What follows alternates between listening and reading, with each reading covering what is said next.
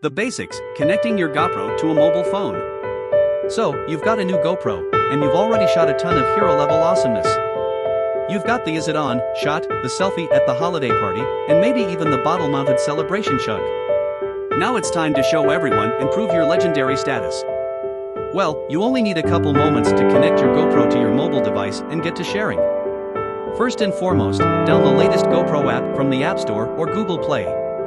Now, let's get started. On camera, swipe down, from top to bottom, on the touch display.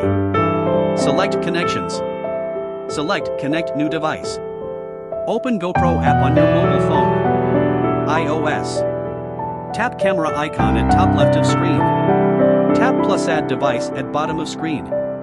Select your camera model and follow prompts. If your camera needs a firmware update, the GoPro app will let you know, and you can do it right from your mobile device. Android. Tap menu icon at upper left of screen. Tap camera, second in list. Tap plus icon at upper right of screen. Select your camera model and follow prompts. Tip: you can turn your wireless connection on and off at the bottom of the connections dropdown on the camera.